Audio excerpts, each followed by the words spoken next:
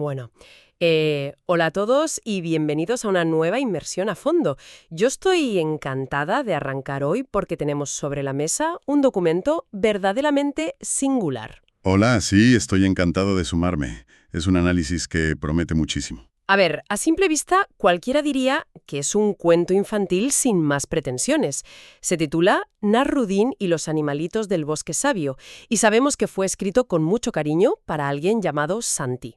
Exacto, pero, o sea, que nadie se deje engañar por los animalitos del bosque y el tono de fábula, ¿eh? Totalmente, porque lo que esconde en sus páginas es una profundidad filosófica espectacular.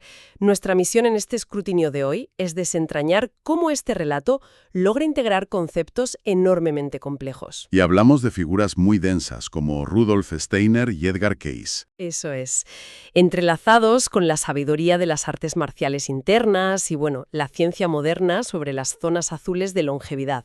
Todo ello empaquetado en un viaje imaginario. Lo fascinante de este enfoque es precisamente el contraste.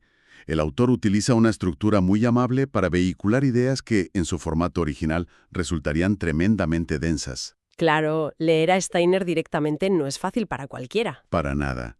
El relato se sirve de los animales para ilustrar el desarrollo integral del ser humano paso a paso.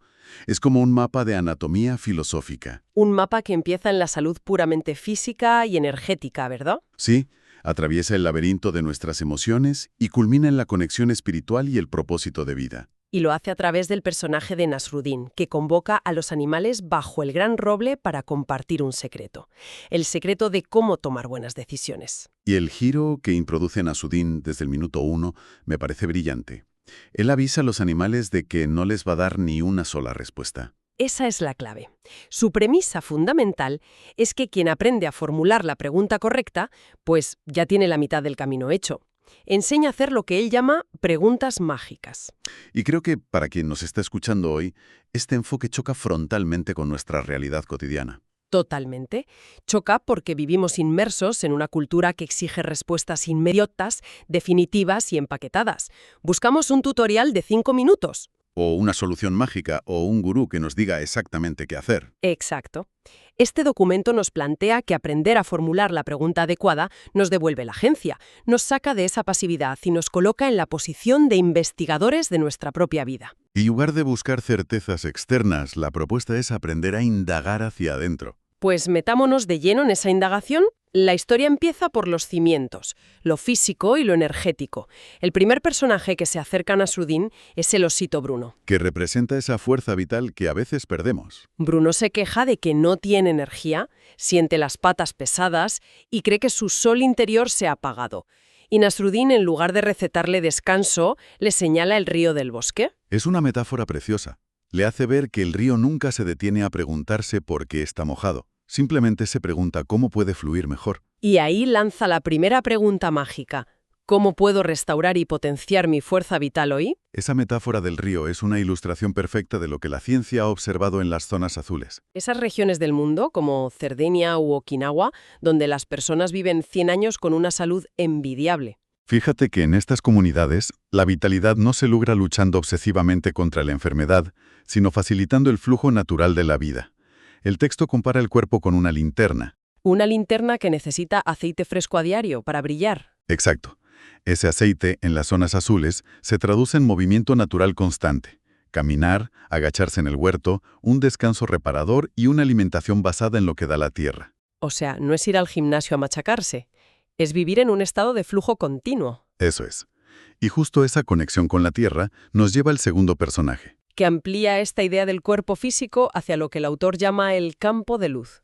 Entra en escena la mariposa luminara, que siente que sus alas han perdido el brillo. Y Nasrudin le muestra una semilla. Sí, le explica que la vida de esa semilla no viene de la nada, sino que la recibe al enraizarse en la tierra y abrirse al sol. La pregunta para Luminara es: ¿cómo puedo conectar y nutrir mi campo vital con la energía de la tierra? Hay algo aquí que suena a recarga de batería. Es la analogía perfecta. Para entender esto sin caer en jerga esotérica, imaginemos que el ser humano tiene una batería interna. ¿Como la de un teléfono móvil? Eso mismo. Rudolf Steiner llamaba a esto el cuerpo etérico, o cuerpo de vida. No es nuestro cuerpo de carne y hueso, sino nuestra capacidad invisible para sostener la vitalidad. Y Steiner sostenía que esta batería no se recarga solo durmiendo. Claro, necesita contacto directo con la naturaleza.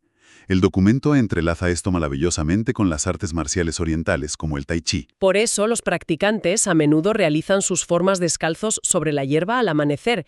Buscan hacer tierra. Absorben la energía del entorno para recargar ese cuerpo etérico. Vale, arreglar el cuerpo y recargar la batería parece el primer paso lógico. Pero claro, tener mucha energía no sirve de nada si por dentro somos un caos emocional. Y aquí es donde la historia da un salto hacia el mundo interior. Con el león cachorro, Leo. Este personaje es genial porque es el cascarrabias del bosque. Está dominado por la rabia y la tristeza, y siente que las emociones le controlan a él. Nasruddin utiliza el clima para explicárselo. Sí, le dice que no podemos ordenar que deje de llover, pero sí podemos aprender a bailar bajo la lluvia. Y le plantea esta pregunta. ¿Qué emoción deseada puedo elegir y enfocar ahora para nutrir mi alma? Lo que me fascina es que no le dice que deja de estar triste. Le pide elegir proactivamente que cultivara. Es un cambio de paradigma enorme. El texto habla de cultivar un jardín del alma. Peleamos contra ellas, lo cual a menudo solo les da más fuerza. Y aquí vemos la clara influencia de Edgar Cayce, Quien proponía que el verdadero crecimiento interior ocurre cuando tomamos la decisión consciente de regar emociones luminosas, la gratitud, el amor puro, la compasión. Y si volvemos a cruzar esto con la ciencia de la longevidad, nos topamos con el Ikigai japonés. El simple hecho de elegir la gratitud y el propósito al despertar altera nuestra bioquímica. No es pensamiento mágico, es fisiología pura impulsada por una elección emocional consciente. Pero para poder elegir una emoción consciente, primero hay que enterarse de lo que está pasando en la cabeza. Y eso nos lleva de cabeza al siguiente problema, el ruido mental, Nos presentan al águila ágata. que solía tener un instinto infalible para volar, pero que ahora tiene la mente tan llena de pensamientos ruidosos que ha perdido su brújula interna. Nasruddin la lleva frente a un lago. Le dice que si el agua está agitada por el viento, no refleja nada, pero si está completamente quieta, puede reflejar el cielo entero. Y su pregunta mágica es, ¿cómo puedo crear un espacio de silencio interno para recibir la guía intuitiva? Esta sección aborda un concepto que Steiner consideraba vital. Lo denominaba pensamiento intuitivo. Porque a menudo confundimos pensar con ese parloteo mental incesante. Con calcular o preocuparse.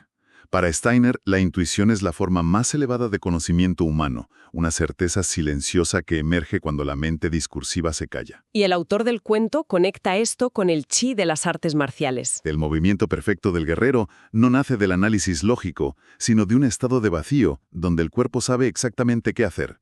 Además, Edgar Cayce añadía una capa extra a esto, sugiriendo que la intuición es, de hecho, el canal por el cual nos llega una guía superior. Pero lógicamente es una frecuencia tan sutil que resulta del todo inaudible si no apagamos primero el estruendo de nuestra propia mente. Lo cual nos lleva a la pregunta del millón. ¿Cómo logramos apagar ese estruendo y tomar las riendas?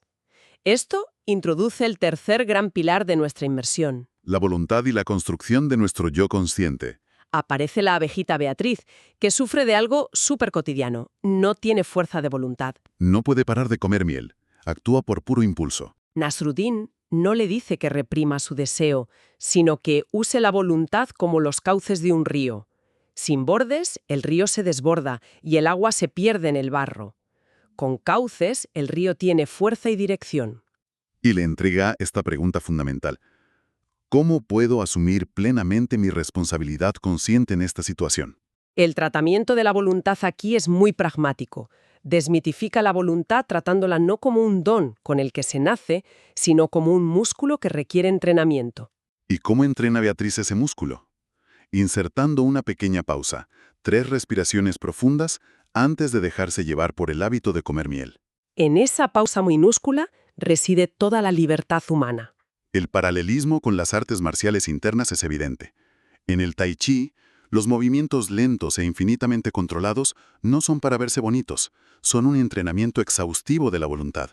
Sivo, y convertirse en el capitán de su propio barco. Y fíjate que esa misma pregunta sobre la responsabilidad se repite estratégicamente con el personaje más inteligente del bosque. El búho Bautista. Bautista se sabe la teoría de todo, pero tiene un defecto letal. Siempre echa la culpa de sus fallos a los demás. Que si el viento soplaba mal, que si la rama estaba suelta, que si la luna le despistó. Nasruddin se ríe y le hace ver que el animal más poderoso no es el más listo. Sino el que dice, yo elegí esto y yo puedo cambiarlo. Así que le toca hacerse exactamente la misma pregunta que a la abeja. Y esto nos permite adentrarnos en uno de los pilares más complejos de todo el material analizado, el modelo heptocúbico de Rudolf Steiner. Aunque suene a término de ingeniería, el cuento lo explica de forma muy digerible. Imaginemos que la consciencia humana es un edificio de 7 plantas. En los pisos bajos tenemos las reacciones automáticas, los impulsos físicos y las emociones desbocadas. Construir las plantas superiores requiere esfuerzo. La azotea, el nivel más elevado, es ese verdadero yo consciente. Y Steiner argumentaba que uno no habita esa azotea hasta que actúa con verdadera libertad, asumiendo la autoría total de sus actos sin excusas. Edgar Cayce remataba esta idea afirmando que el alma simplemente se estanca en su evolución mientras la persona se aferre al papel de víctima de las circunstancias. Es un golpe de realidad tremendo, pero al mismo tiempo otorga un poder inmenso. Y una vez que uno logra afianzar ese yo fuerte en la azotea del edificio, la historia nos empuja hacia el exterior. Hacia nuestro impacto en el mundo. Entramos en el terreno del propósito y conocemos al castor Camilo. Es un constructor increíble, pero trabaja triste porque no entiende para qué sirven sus presas. Nasruddin le dibuja en el barro 4 círculos, lo que conocemos como el Ikigai oriental. Le muestra que su verdadero lugar está en la intersección entre lo que ama, lo que se le da bien, lo que el bosque necesita y lo que le permite vivir. Su pregunta es, ¿qué talento mío puede servir mejor al bosque y darme independencia y alegría? Aquí vemos nuevamente la aplicación pura de las zonas azules. En nuestra sociedad, el trabajo a menudo se percibe como una transacción agotadora.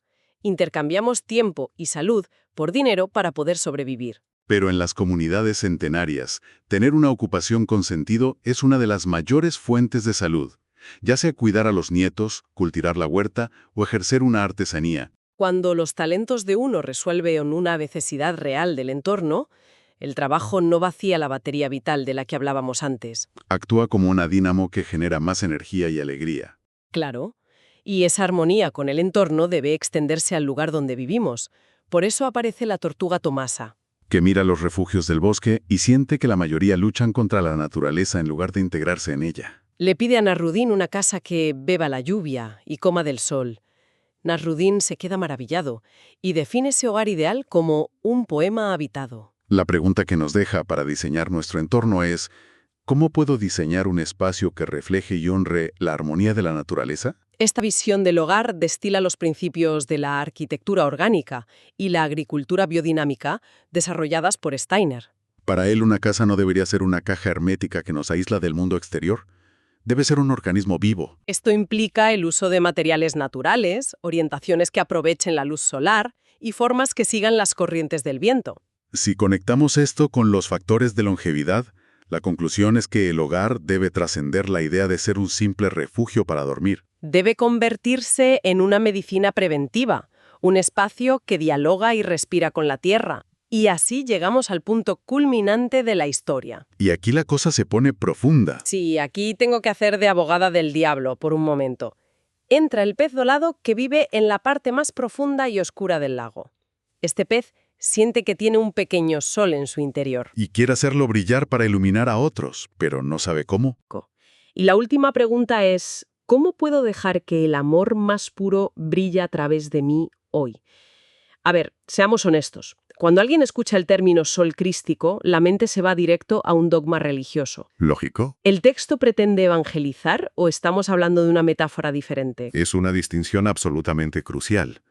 Nosotros nos limitamos a analizar las fuentes, y en el contexto de la filosofía de Steiner, el sol crístico no se presenta como una doctrina exclusiva de una religión en particular. Es decir, no está tomando partido. Exacto.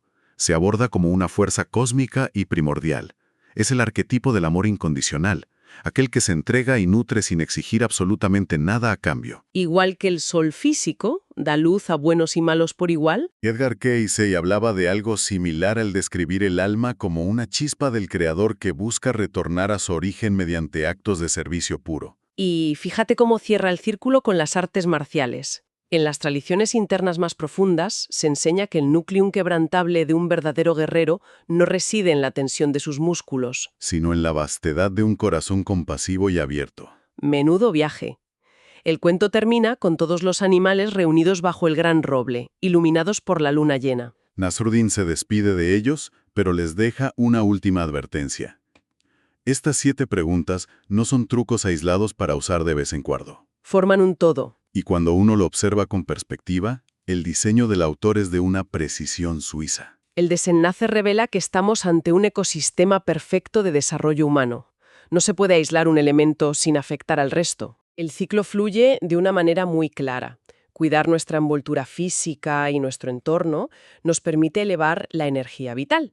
Y esa abundancia de energía nos da la estabilidad necesaria para gestionar y limpiar el plano emocional. Unas emociones en calma logran silenciar el ruido mental. Ese silencio despierta la voz sutil de la intuición. Escuchar esa intuición requiere forjar una voluntad de hierro y un yo responsable. Un yo consciente y libre encuentra de forma natural un propósito que sirve a los demás. Ese trabajo armonioso requiere construir un hogar que respete la naturaleza. Y por fin es dentro de ese equilibrio total donde el corazón tiene la seguridad para irradiar ese amor incondicional al mundo.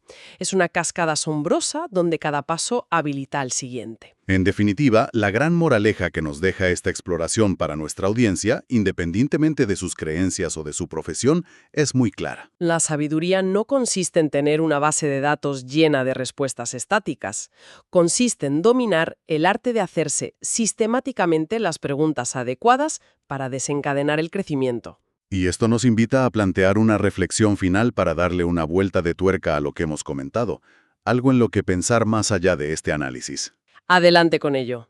Si aceptamos esta premisa de Nasruddin de que la verdadera maestría humana se encuentra en la indagación y no en la acumulación de certezas, imaginemos por un momento qué ocurriría si rediseñáramos desde cero nuestros sistemas educativos. O las jerarquías de liderazgo en el mundo corporativo. Basándonos en este principio, ¿qué clase de sociedad emergería si en lugar de evaluar a las personas por su capacidad para memorizar respuestas pasadas o ejecutar procesos rígidos, se premiara exclusivamente su habilidad para formular las preguntas correctas frente a lo desconocido? Es una perspectiva fascinante. ¿Acaso no es esa la única herramienta real que tenemos para navegar un futuro que, por definición, aún no tiene respuestas? Es decir, ¿qué le sucede a la mente humana cuando deja de exigir certezas inmediatas y, en su lugar, aprende a habitar pacíficamente dentro de la propia pregunta, permitiendo que la respuesta florezca a su debido tiempo? Una pregunta mágica para terminar. Sin dudar. Gracias por acompañarnos en este análisis a fondo y hasta la próxima inmersión.